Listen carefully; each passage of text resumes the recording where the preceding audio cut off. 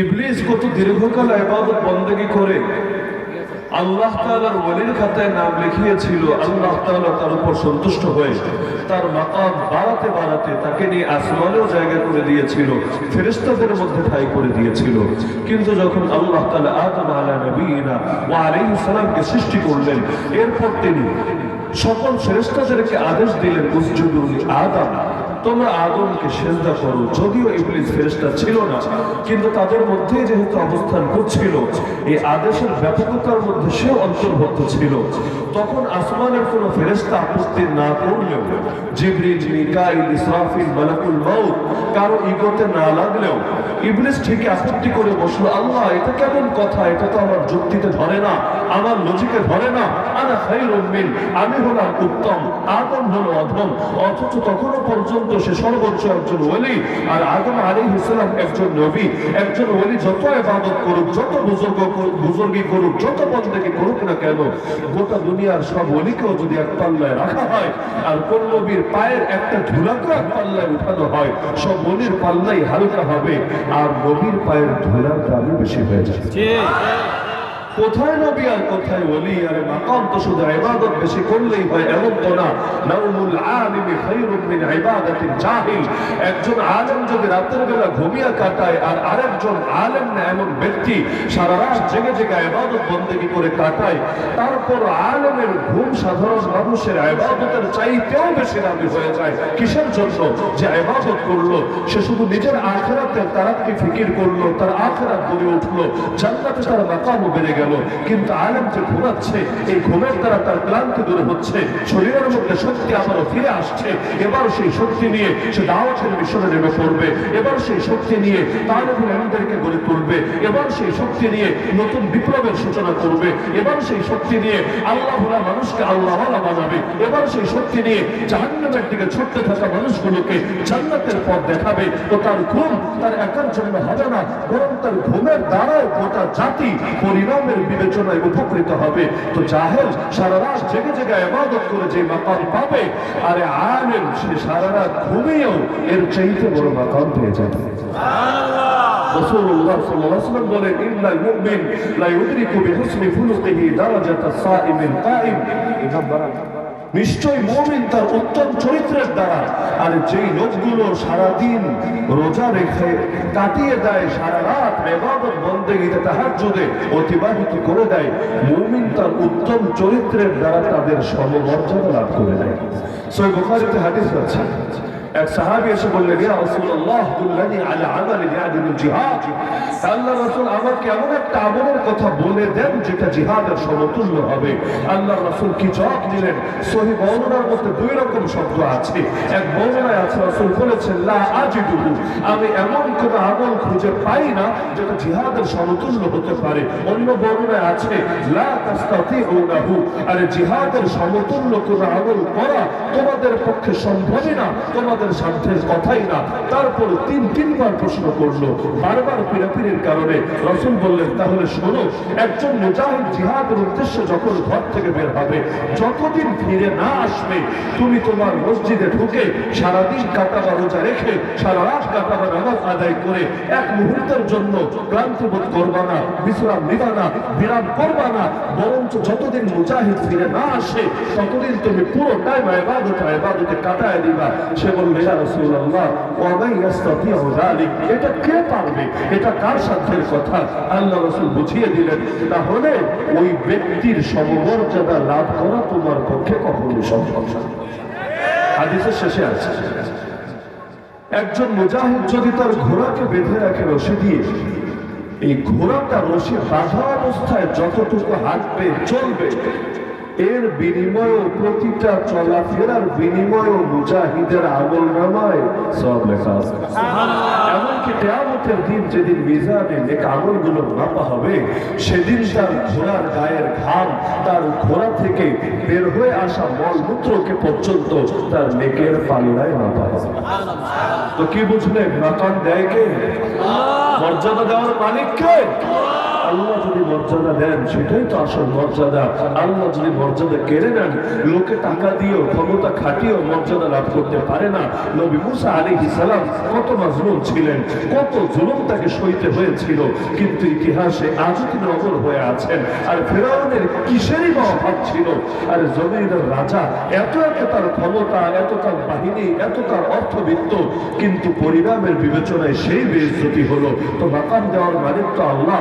আল্লাহ আদম আলাইহিস সালামকে মাকাম দিলেন, ইবলিস সইতে পারলো না। ফলাফল কি হয়েছে? আল্লাহ তাআলা সে আদম আলাইহিস সালামকে ঠিকই অমর বানিয়েছেন। আল্লাহ তাআলা জান্নাত তার জন্য নির্ধারিত করে রেখেছেন। আর ইবলিসকে কিয়ামতের দিন না, বরঞ্চ বহিষ্কার সময়ের ফয়সালা জানিয়েছেন, ইবলিস শোন, ওয়া ইন্না আলাইকা লানাতি ইলা ইয়াউমিদ্দিন, কিয়ামতের দিন পর্যন্ত তোর উপর আমার লানত থাকবে। শুধু তাই না, লাআমলাআন্না জাহান্নামা মিনকা ওয়া মিম্মান তাবিআকা মিনহুম আজমাইন, আমি তোর দ্বারা আর তোর সকল অনুসারীর দ্বারা জাহান্নামকে ভরে দেব। তো এই সমস্ত কারণ স্বীকৃত ফয়সালা এটাই, মাকাম দেন আল্লাহ, সম্মান দেন আল্লাহ, মর্যাদা দেন আল্লাহ। অস্ত্রের বলে কেউ মর্যাদা হাসিল করতে পারে না, ক্ষমতা খাটিয়ে অর্থ খরচ করে কেউ মর্যাদা হাসিল করতে পারে না। উপরের উপরে লোকদেরকে হয়তো অনুগত বানাতে পারে। যেমন হাদিসে আছে, কিয়ামতের আলামত প্রসঙ্গে, মানুষকে তার ক্ষতির ভয়ে সম্মান দেখানো হবে। সামনে আসলে বলা হবে সালাম আলাইকুম স্যার, কিন্তু দিনের মধ্যে মহব্বত থাকবে না, বরঞ্চ একটু আরাম হলে পাগমায়ের নাম তুলে এমন নির্দিষ্ট ভাষায় গালি দিবে, পাগলে যদি গালি শুনতো কচু গাছের লগে দড়ি দিয়ে আত্মহত্যা করবে। তো এখন লোকে বাহ্যিকভাবে মানুষ অনুগত বানাতে পারে, দিনের উপর কারো মালিকানা চলে না। এই যে ওলামায়ে কেরামদেরকে দেখেন, বাহ্যিক বিবেচনায় তাদের মসনদ নাই, তাদের বাদশাহী নাই, তাদের রাজত্ব নাই, কিন্তু এই মানুষগুলো সাধারণ সাধারণ ঘরে বসে গাছের ছায়ায় থেকে রাজত্ব করেন। আরে প্রতিটা হকপন্থী মুমিনের হৃদয়ে তারা মরে যায়, 1000 বছর চলে যায়, তবুও তাদের রাজত্ব ফুরায় না। যুগের বাদশাহ আবু হানিফাকে মেরে লাশ বানিয়ে বের করতে পারে কারাগার থেকে, কিন্তু 1200 বছর পরও সে আবু হানিফার নাম মিটিয়ে দিতে পারে না মুমিনদের দিল থেকে।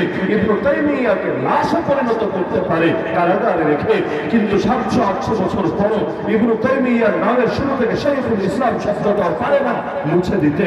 তো মাকাম দেওয়ার মালিক তো আল্লাহ। কত নবীর মাথায় করাত রেখে শরীরটাকে 2 টুকরো করে ফেলা হলো, কত নবীকে তার দেশ থেকে বিতাড়িত করে দেওয়া হলো। ফলাফল কি হলো? যুগ শেষে, দিন শেষে সেই মাজলুমরাই সম্মানিত হলো, আর জালেমদের কপালে শুধু লাঞ্ছনা আর বঞ্চনাই জুটে। তো আল্লাহ তাআলা মাকাম দেওয়ার মালিক তো তিনি। কিছু সময়কে বিশেষ মাকাম দেন, কিছু জায়গাকে বিশেষ মাকাম দেন, কিছু ব্যক্তিকে বিশেষ মাকাম দেন। যেমন আল্লাহ তাআলা আলেমদেরকে মাকাম দিয়েছেন। কেমন মাকাম? রাসূল নিজে বলছেন, ফাদলুল আলিমি আলাল আবিদ কাফাদলি আলা আদনাকুম।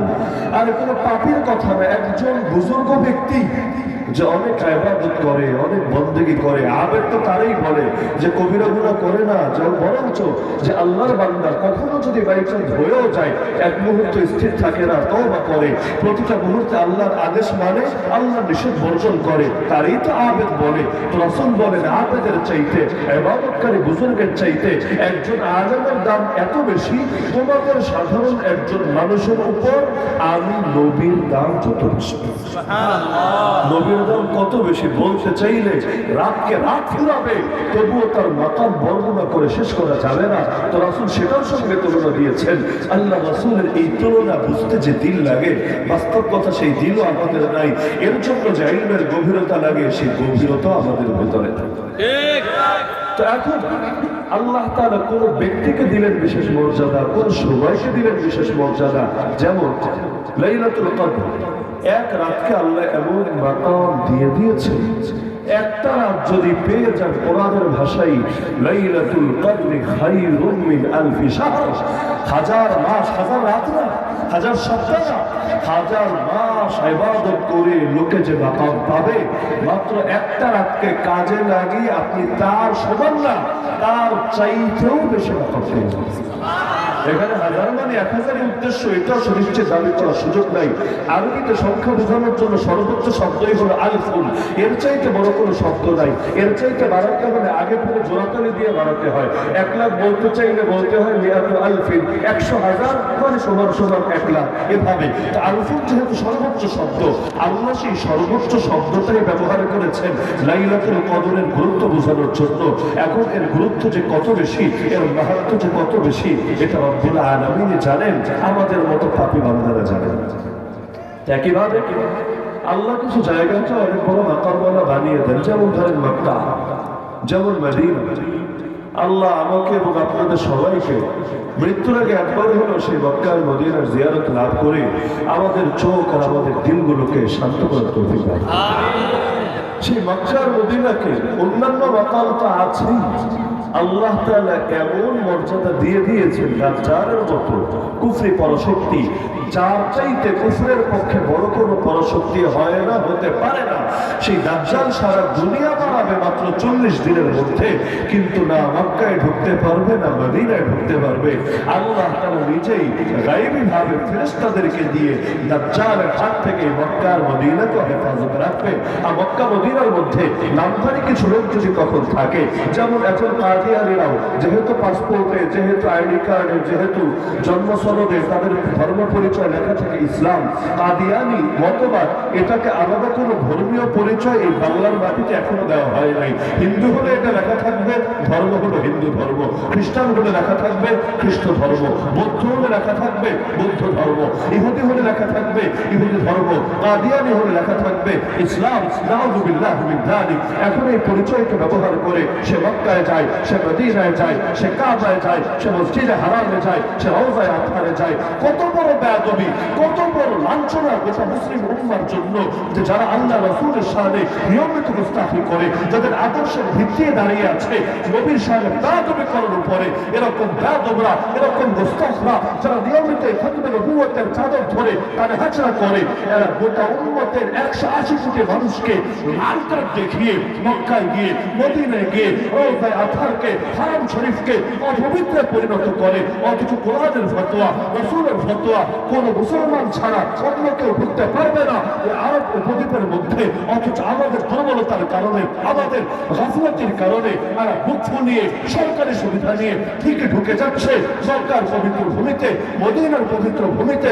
আল্লাহর কসম, এর চাইতে বড় লাঞ্ছনা এই উম্মার জন্য কিছু হতে পারে না।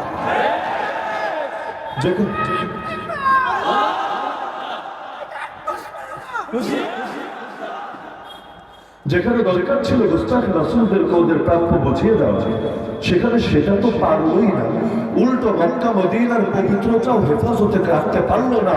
আর এই হেফাজত চোখের সামনে নষ্ট হচ্ছে, এটা নিয়ে কলিজাও কাঁপে না। উল্টো আমাদের অনেক নামধারী মুসলিম ভাইয়েরা আমাদের উপর আপত্তি করে, আরে সেকুলার দেশের কাছে, সেকুলার সরকারের কাছে কে মুমিন কে কাফের, এটা নিয়ে তোমাদের বলারই বা কি দরকার আছে? কে মুমিন কে কাফের কে হুজুররা বুঝবে, এটা ফতোয়া বিভাগ বুঝবে, এটা কেন সেকুলার আদালতে নিতে হবে, এটা কেন সেকুলার পার্লামেন্টে তুলতে হবে? আরে আল্লাহর বান্দা, এখন ইসলাম রাষ্ট্রীয়ভাবে প্রতিষ্ঠিত নয়, তাই বলে কি কাদিয়ানীরা মক্কার মদিনার পবিত্রতা লঙ্ঘন করবে? আর এই দেশের 14 কোটি মুসলমান বসে বসে আঙ্গুল চুষবে? এর চাইতে বড় লাঞ্ছনা, ব্যর্থতা আমাদের জন্য কি হতে পারে? এখন আল্লাহ তাআলা মক্কা মদিনার এরকম মাকাম বাড়িয়েছেন। একইভাবে মসজিদ আকসা, যে সংক্রান্ত আয়াতে আমি খুতবায় পাঠ করেছি, সূরা বনী ইসরাঈল আয়াত নম্বর 1, 15 নম্বর পারার প্রথম আয়াত। আল্লাহ তাআলা মসজিদ আকসাকে এমন মাকামওয়ালা বানিয়ে দিয়েছেন, আল্লাহ রাসূল নিজে বলেন, লা তুশাদ্দু রিহাল ইল্লা ইলা সালাসাতি মাসাজিদ, আল মসজিদুল হারাম ওয়া মসজিদি হাযা ওয়াল মসজিদুল আকসা। এই ফজিলতগুলোর কথা হয়তো এখন শুনতেই পারবো, হয়তো দিলে গেঁথে রাখতেই পারবো, চাইলেও এখন হয়তো বাস্তবায়ন করতে পারবো না, কিন্তু আমিও থেকে বঞ্চিত আছি বলে এলেম থেকেও বঞ্চিত থাকবো, এটা কোনো বুদ্ধির কথা না। এলেমটা অন্তত দিলে গেঁথে রাখি, যখন আল্লাহ সুযোগ করে দেবেন ইনশাআল্লাহ আমলে পরিণত করতেও দ্বিধা দিব। তা আল্লাহ রাসূল বলেন তিনটা মসজিদ এমন যে মসজিদের দিকে তুমি সফর করতে পারো, তোমার বাহন ছুটিয়ে ছুটিয়ে অনেক দূর থেকেও কষ্ট করে আসতে পারো, কারণ আল্লাহ এগুলোকে এমন মর্যাদাপূর্ণ বানিয়েছেন যত দূর থেকে সফর করে আসো না কেন এখানে ইবাদত করার জন্য, নামাজ আদায় করার জন্য মোটেও লস হবে না। যত টাকা ভাড়া লাগুক মোটেও তোমার জন্য ক্ষতির কারণ হবে না। কোন তিনটা মসজিদ? আল্লাহ রাসূল বলেন এক নম্বরে মসজিদে হারাম, দুই নম্বরে ওয়া মসজিদে হাদা মানে মদিনার মসজিদ, তিন নম্বরে ওয়াল মসজিদুল আকসা। আকসা শব্দের অর্থ হলো দূরবর্তী, আর মসজিদ তো বাংলায় বলেন মসজিদ। মসজিদ অর্থ যেই জায়গায় বেশি বেশি সেজদা দেওয়া হয় কাকে? কাকে? আল্লাহকে। আল মসজিদুল আকসা এমন একটা মসজিদ যেটা অনেক দূরে অবস্থিত। বলবেন মসজিদের নামে কেন হয়ে গেল দূরবর্তী? মসজিদের নামে কেন হলো দূরত্বে অবস্থিত? কারণ মক্কাবাসীর জন্য মসজিদে হারামে নামাজ পড়লে ফজিলত ছিল, মদিনার মসজিদে নামাজ পড়লে ফজিলত ছিল, আবার মসজিদে আকসা নামাজ পড়লে ফজিলত ছিল। কিন্তু তাদের বিবেচনায় মসজিদে হারাম বড় কাছে ছিল, মদিনার মসজিদ কিছুটা দূরে ছিল, আর মসজিদে আকসা অনেক দূরে ছিল। তো যদিও অনেক দূরে কিন্তু ফজিলতের বিবেচনায় কম ছিল না, বরঞ্চ আল্লাহ সেটাকেও বানিয়েছেন ফজিলতপূর্ণ। এক হাদিসে আছে আল্লাহ রাসূল সাল্লাল্লাহু আলাইহি ওয়াসাল্লাম বলেন মদিনার মসজিদে নামাজ পড়ে লোকে যে সওয়াব পাবে তার 4/1 সওয়াব তারা পেয়ে যাবে মসজিদে আকসায় নামাজ আদায় করবে। সুবহানাল্লাহ। ঠিক কয় রাকাতের সওয়াব পাবে? এটা নিয়ে বিভিন্ন ধরনের হাদিস আছে। কোন কোন হাদিসে আছে 250 দিন, এক রাকাত পড়লে কয় রাকাতের সওয়াব? 250 রাকাতের সওয়াব। কোন কোন হাদিসে আছে 500 গুণ, কোন কোন হাদিসে আছে 1000 গুণ। এক বর্ণনায় আছে, যদিও এটা অনেকের দৃষ্টিতে আপত্তিকর বর্ণনা, তারপরে একটা বর্ণনায় আছে 50,000 গুণ। তবে কত গুণ এটার চাইতেও বড় আনন্দের সংবাদ আছে আরেক জায়গায়। আপনারা জানেন মসজিদ আকসার একটা নাম বাইতুল মাকদিস। তিনটা নাম আমাদের দেশে প্রচলিত, একটা হলো আল মসজিদুল আকসা, একটা হলো বাইতুল মাকদিস, আর একটা হলো আল বাইতুল মুকাদ্দাস। শুনেছেন কিনা তিনটা নাম? শুনেছেন কিনা? এখন প্রতিটা জিনিসের নাম তার আদর্শ তার পরিচয় বহন করে। আমার নামের আগে যখন লিখলেন ধরেন মাওলানা, তখন কিন্তু আপনি বুঝে ফেলেছেন যে আমার ভেতরে কোন ধরনের জ্ঞান আছে। নামের আগে মাওলানা দেখলে আপনি বলবেন না হুজুর আপনি কোন বিষয়ের ডাক্তার, আপনি কোন ক্যাটাগরির ইঞ্জিনিয়ার, আপনি কোন কোর্টের লয়ার, আপনি কোন থানার পুলিশ, এই প্রশ্ন করবেন না। তো মাওলানা দেখলেই বুঝবেন যে আমার প্রফেশন ভিন্ন, আমার কাজ ভিন্ন, আমার জ্ঞানগত যোগ্যতা ভিন্ন। তো মসজিদের নাম দেখলেও বুঝবেন যে এই মসজিদের ফজিলত কি, এর মাকাম কি। বাইতুল মাকদিস মানেটা কি? বাইতুল মানে ঘর। যেমন মসজিদকে আমরা বলি বাইতুল্লাহ, কার ঘর? কার ঘর? আল্লাহর ঘর। প্রতিটা মসজিদ আল্লাহর ঘর। এজন্য এই হাদিসে আছে মান বানা লিল্লাহি মসজিদা বানাল্লাহু লাহু বাইতান ফিল জান্নাহ। জমিনের মধ্যে যে আল্লাহর ঘর বানায় আল্লাহ তাআলা জান্নাতে তার জন্য ঘর বানায়। সুবহানাল্লাহ। আপনাদের সংগঠনের নামের মধ্যেই তো আছে মসজিদ উন্নয়ন সংগঠন। তো মসজিদ হলো জমিন আল্লাহর ঘর। আপনি বানাবেন আল্লাহর ঘর, আল্লাহ বানাবেন আপনার ঘর। এর চাইতে বড় সুসংবাদ কি হতে পারে? তো বাইতুল মাকদিস, বাইতুল মানে ঘর, মাকদিস মানে পবিত্রতা। তো বাইতুল মাকদিস মানে কিসের ঘর? কিসের ঘর? পবিত্রতার ঘর। বলবেন হুজুর কিসের থেকে পবিত্রতা? নাপাকি থেকে পবিত্রতা? কিসের থেকে পবিত্রতা? এটার ব্যাখ্যা পাবেন বাইতুল মাকদিস ইয়ানি মিনাজ যুনুব, গুনাহ থেকে পবিত্র হওয়ার ঘর। বলবেন এটা আবার কেমন? গুনাহ থেকে পবিত্র হওয়া মানেটা কি? আমি আমার মসজিদে এসে তওবা করলেও তো গুনাহ থেকে পবিত্র হই, মসজিদ কেন আমার ঘরে বসে তওবা করলেও তো আমি পবিত্র হই। তাহলে এই মসজিদের নাম কেন হলো বাইতুল মাকদিস, পবিত্রতার ঘর? এটা বুঝতে চাইলে একটা সহিহ হাদিস দেখতে হবে। মুসনাদে আহমদ, মুসনাদুল ইমাম আহমদ ইবনে হাম্বল আলাইহি রাহমাহ, এই কিতাবের মধ্যে আপনার হাদিসটা পাবেন। আল্লাহ রাসূল সাল্লাল্লাহু আলাইহি ওয়াসাল্লাম বলেন যখন নবী সুলাইমান ইবনে দাউদ আলাইহিস সালাম মসজিদ আকসার নির্মাণের কাজ থেকে অবসর হল, আমাদের আকীদা অনুসারে ইহুদিদের আকীদা নবী সুলাইমান আলাইহিস সালাম জিন দিয়ে মন্দির বানিয়েছেন, বলেছেন আমাদের এজন্য এখনো তারা দুঃস্বপ্ন দেখে। স্বপ্ন দেখতে তো টাকা লাগে না। এই জঙ্গিরা, উগ্রবাদীরা, আতঙ্কবাদী ইহুদিরা এখনো দেখে যে ওর আল্লাহর ঘর ভেঙে সেখানে মন্দির বানাবে, যেটার নাম হবে থার্ড টেম্পল বা সুলাইমানি টেম্পল। নাউযুবিল্লাহ মিন যালিক। সেই মন্দিরের সামনে এসে দাজ্জাল সিংহাসন পাতবে, এরপর পায়ের উপর পা তুলে সারা দুনিয়ায় ইহুদি রাজত্ব কায়েম করবে। সে হবে ইহুদিদের মুক্তির দূত, ইহুদিদের মাসিহ। নাউযুবিল্লাহ মিন যালিক। তাদের আকীদা তো এটা। নবীরা কি মন্দির বানায় না মসজিদ বানায়? গির্জা বানায় না মসজিদ বানায়? জমিনে সকল নবী তাওহীদের দাওয়াত নিয়ে আসেন, লা ইলাহা ইল্লাল্লাহর দাওয়াত নিয়ে আসেন। কোন নবী শিরক করবেন এই ধারণাও যদি কেউ মনে রাখে তাহলে মুসলমানই বলা যাবে। তো নবী সুলাইমান আলাইহিস সালাম তিনি প্রথম নির্মাণ করেছেন এমন না। প্রথম নির্মাণ হয় অনেক আগে। বুখারীতে হাদিস আছে, আবু যর গিফারী রাদিয়াল্লাহু আনহু রাসূলকে প্রশ্ন করলেন, ইয়া রাসূলুল্লাহ, জমিনে নির্মিত প্রথম মসজিদ কোনটা? আল্লাহ রাসূল সাল্লাল্লাহু আলাইহি ওয়াসাল্লাম বললেন, আল মসজিদুল হারাম। মক্কার হারাম শরীফ, মসজিদে হারাম, এটা পৃথিবীর বুকে নির্মিত প্রথম মসজিদ। আল্লাহ রাসূলকে জিজ্ঞেস করা হলো, এরপর দ্বিতীয় মসজিদ কোনটা? তিনি বললেন, আল মসজিদুল আকসা। এরপর তৃতীয় প্রশ্ন করলেন, কাম কানা বাইনাহুমা। এই দুটো মসজিদ নির্মাণের মাঝখানের মেয়াদ কত বছর? প্রথম আর দ্বিতীয়ের মাঝখানের গ্যাপ কত বছর? আল্লাহ রাসূল জবাব দিলেন, 40 সানা, 40 বছর। পৃথিবীর বুকে প্রথম নির্মাণ করেছেন মসজিদে হারাম, মানুষের মধ্য হতে। আল্লাহ নবী খলিফাতুল্লাহ ফিল আরদ, আমাদের আদি পিতা আব্বা আদম আলা নবীনা আলাইহিস সালাম, তার 40 বছর পর। ইতিহাসের বর্ণনা বুঝতে হয় আল্লাহ রাসূলের সহিহ হাদিসের আলোকে। কোন ঐতিহাসিক বর্ণনা যদি নবীর সহিহ হাদিসের সঙ্গে সাংঘর্ষিক হয় তাহলে প্রাধান্য দিতে হবে নবীর বিশুদ্ধ হাদিসকে, প্রয়োজন ইতিহাসকে এটার সঙ্গে সামঞ্জস্যপূর্ণ করা হবে। কিন্তু ঐতিহাসিক বর্ণনাকে কেন্দ্র করে কোরআন হাদিসের যাচ্ছে তাই ফালতু ব্যাখ্যা করা যাবে। ঠিক ঠিক। তো এই কারণে ইমাম তাহাবী রাহমাতুল্লাহি আলাইহি, হানাফি মাযহাবের বড় ইমাম, যারা আকীদার কিতাবের নাম শোনেন নাই এমন লোক দুনিয়ায় মুসলমানদের মধ্যে থাকার কথা না।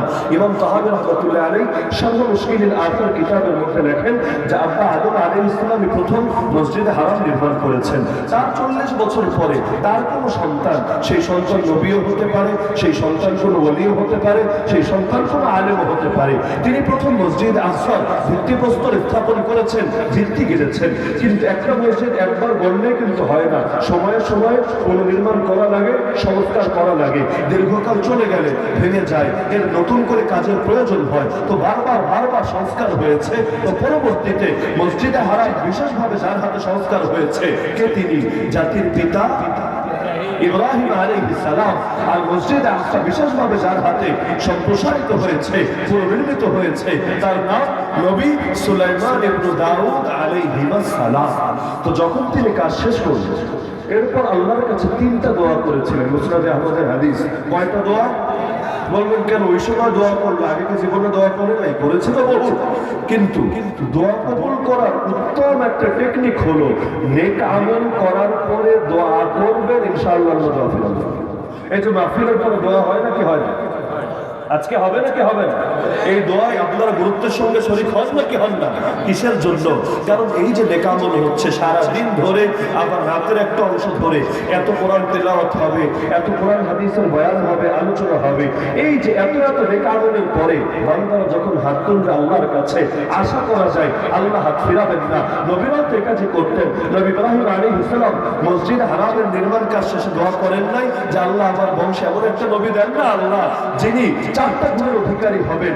আল্লাহ রব্বানা তাকাব্বাল মিন্না ইন্নাকা আনতাস সামিউল আলিম। আল্লাহ কবুল করে নেন না আমাদের নেক আমল।